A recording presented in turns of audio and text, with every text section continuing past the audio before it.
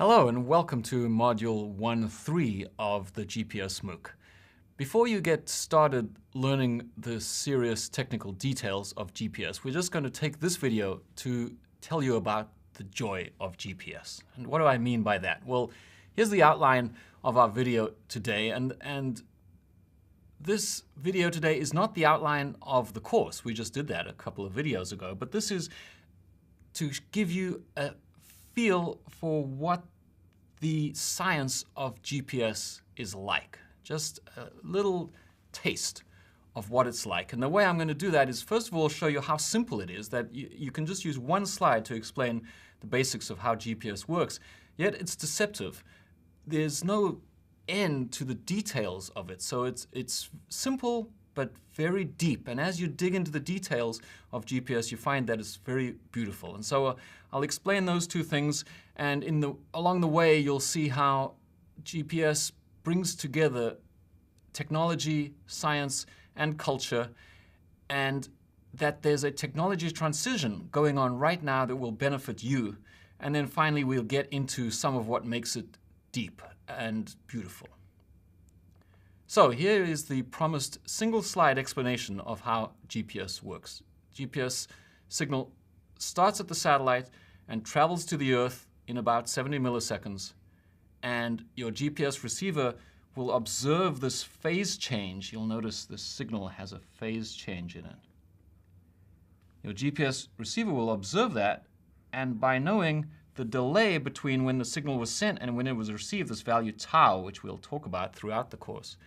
By knowing that delay, multiplying by the speed of light, we know how far we are from the satellite. By knowing how far we are from several known points, we can work out where we are, and that's it. That's how GPS works. Very simple.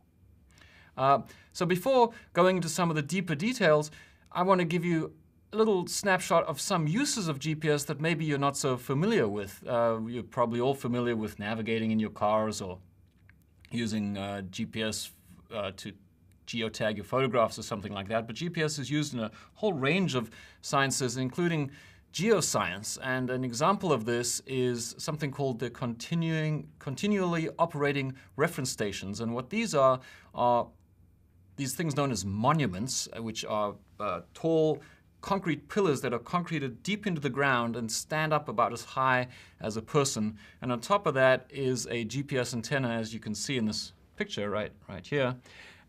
And these are placed all over the world, and they do differential GPS and can measure their location to an accuracy of millimeters. And as a result of that, they can measure crustal deformation. So you can go and see how the Earth's crust is moving thanks to GPS. And a byproduct of this is that when the crust moves a lot, we get to see it thanks to GPS. And a recent example of this came about from the earthquake that happened near the Fukushima power plant in Japan. The epicenter of the earthquake was a place called Tohoku, Japan. And that was a large earthquake, as I'm sure you remember. The nuclear power plant got severely damaged and is still in a bad state. But from the scientific point of view, those reference stations that I just talked about measured that the motion at their locations all over the Earth for the 5 hours subsequent to that earthquake. And in a paper by Greg Baroza of Stanford Geophysics Department, this plot was presented. And what this plot is the amount of displacement from normal for each of the different reference stations. And on the vertical axis, what's shown here is the arc distance from Tohoku, Japan, in degrees. So for example, if you were the antipodal point somewhere over South America, or near South America, you'd be 180 degrees away. So the furthest you can get is 180, and then you'd start moving back. And we are in Stanford, California. If you measure the arc distance there, it's 73 degrees. And so our line is one of these here. And so what this shows, if we follow that line, is that after about an hour from the earthquake, we moved by about this much. And that is about 2 centimeters. And you can see this wave propagating around the Earth and then back again for 5 hours. So the remarkable thing about this is that thanks to the GPS measurements, we know that every one of us, unless we were in an airplane at the time, was moved by this earthquake by several centimeters, which is just gives you quite a profound feeling for the magnitude of this thing. So that's just an example of some of the science. And then culturally, you'll know that GPS has become embedded in our culture. Facebook is always encouraging you to check in and find where your friends are. You might use it for navigation all the time.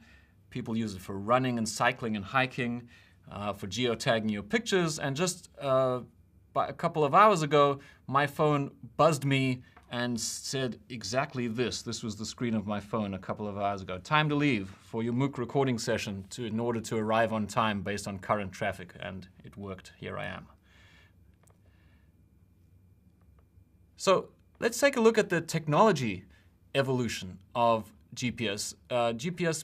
The system began over 30 years ago, and in 1978, we had the first portable GPS receiver, which wasn't very portable. You see it there, 25 pounds backpack, it's 11 kilograms. That was just a GPS receiver. And then 1989, about a decade later, you had the first commercial handheld receiver that cost $1,000. There it is. It was made by Magellan. And then through the 90s, we saw the proliferation of in-car nav systems. Maybe you owned one. And then in the late 2000s, we started to get GPS in smartphones. This was, in fact, the very first smartphone with GPS. It's the HP iPac shown on the screen there. And the GPS went inside it in a small board that is shown on the screen. So that was in 2005. And now in 2014, every smartphone has GPS in it. And one of the reasons is that the entire GPS circuitry is on a single chip in all those smartphones that's 2 millimeters big. And so that's shown on the screen, a little black dot in that last white picture. And I've actually got one of those chips here, and you can't even see it, which is sort of the point. It's 2 millimeters by 2 millimeters, and that's what the GPS is like inside your smartphone.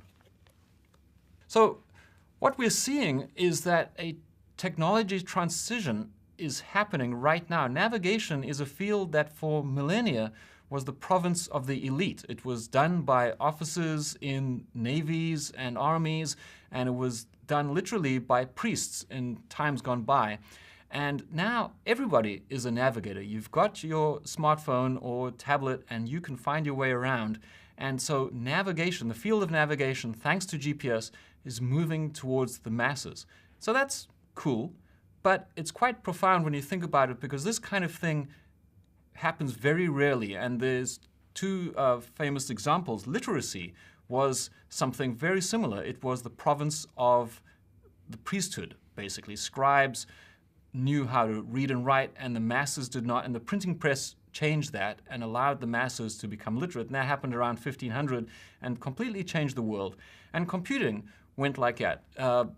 Computers used to exist as mainframes, and in a way it had its own priesthood. There were people in universities who looked after those computers and would not let anyone else near them.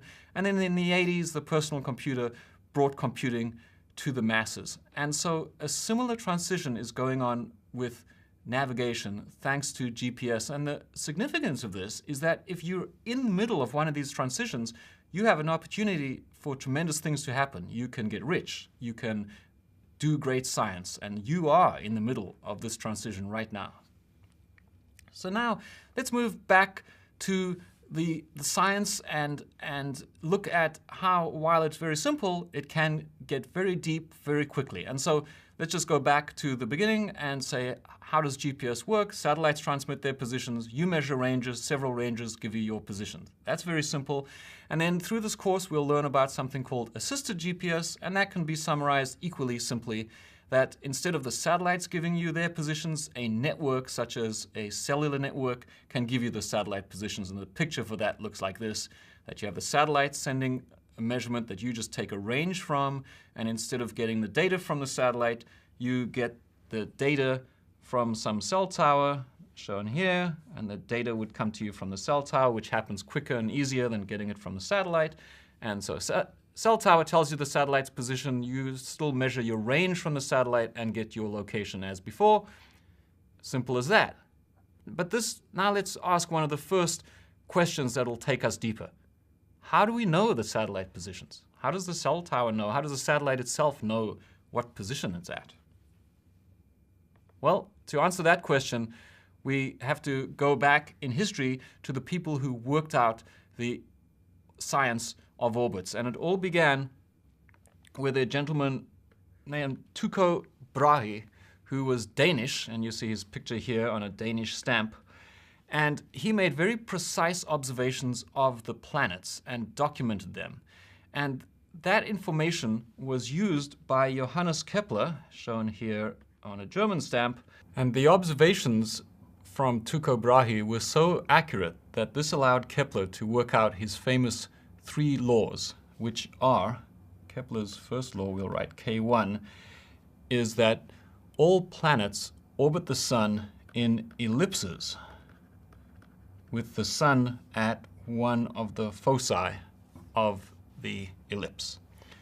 Kepler's second law is that planets will sweep out areas that are equal in equal amounts of time. So that's what's shown on this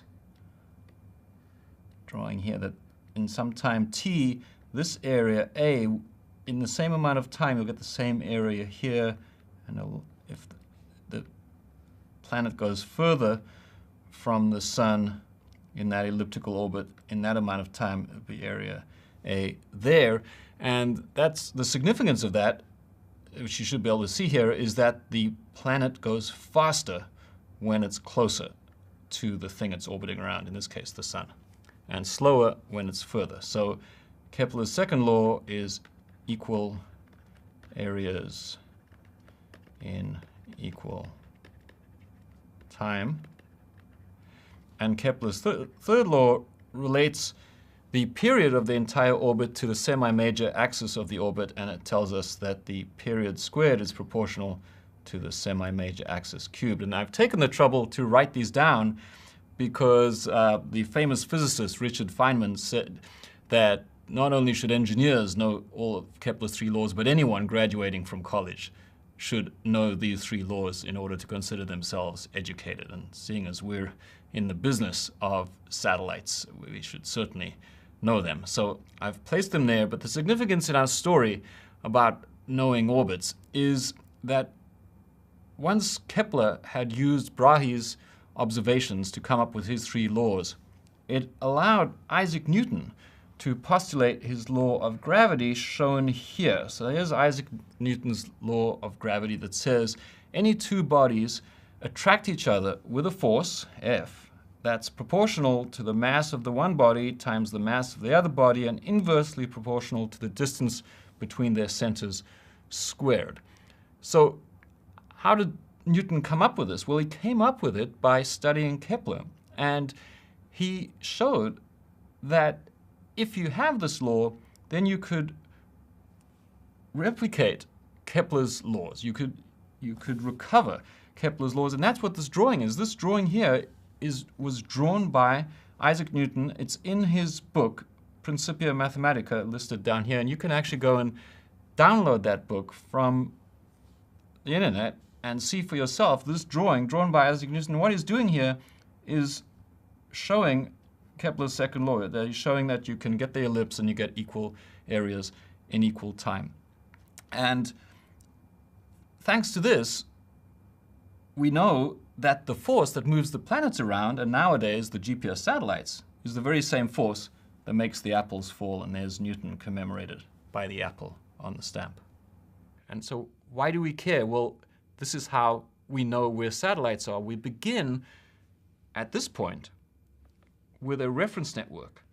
So each of the satellite operators, such as, for example, the US Air Force, who put the first system up, they put up the satellites and then they observe measurements from a reference network of observing stations and see where the satellites are, and then apply Newton's law to propagate where they will be in the future. So they calculate, using Newton, they calculate precise positions analogous to Tycho Brahe observing the positions. the operator of any system calculates the future positions, and then they have precise data, and using that precise data, they pack it into Keplerian format, which you will learn about in this course, and that information is transmitted from the satellite or from the cell tower, and that's how we know where the satellite positions are. So there's this very beautiful link of the most famous space scientist of antiquity through to today. And so you might be saying, oh, well, that's nice, but I don't really care about history. What about modern science? Well, there are clock calculations that must be taken into account too, and this is what brings us to modern physics. And specifically, we have to take into account Einstein's theory of general relativity and special relativity. Now, the reason for this is that the GPS system works because there are very precise clocks in each of the satellites, and they are synchronized with each other to nanoseconds. And they need to be because light travels 1 foot in 1 nanosecond, so about 30 centimeters in 1 nanosecond. So to get the kind of accuracy that we want in GPS, we need very precise clocks. However, we know that according to Einstein's theory of general relativity, when gravity gets less, time literally goes faster. Time is more free where gravity is less. Literally, time literally goes faster where there's less gravity. And where the satellites are, there is enough less gravity that time goes faster by 45 microseconds each day. So if this was somehow not accounted for, it would make a very big difference to the system because light travels 300 meters in 1 microsecond. So light would travel 300 meters times 45 microseconds, and you'd be finding the satellite to be kilometers further away or closer than you expected if this was all wrong. Also, Einstein had his theory of special relativity that says as objects move faster, time slows down, and the satellites move about 3 kilometers per second relative to us, or relative to the Earth, and so time slows down by 7 microseconds per day because of special relativity. So the combination of those two means that at the satellites, time goes faster by 38 microseconds each day. And so each GPS satellite literally is programmed so that its clock runs slower on Earth by 38 microseconds each day, so that when it gets up into orbit, because of general and special relativity, it'll run faster by 38 microseconds and therefore run at the expected speed. So that in itself is quite profound and amazing, but there's more. There are eccentric variations in the orbit. In particular, the orbit won't be perfectly circular, and at some stage the satellite will be slightly further away and going slightly slower, or slightly closer and going slightly faster. And because of the change in gravity and the change in speed from those small variations, these adjustments that have to be made have to themselves be adjusted. And that is something that happens in real time, can't be programmed in advance. And we use the orbits that are given to us to know what the adjustment has to be. And here is some code. This is the kind of code that is in your cell phone. Every time you use your GPS, this code is exercised. And if we look at what's inside here, we'll see there's this term EK, which is something known as the eccentric anomaly, and you'll learn about that later. But what you can see right now, it's solved for by something called Kepler's equation.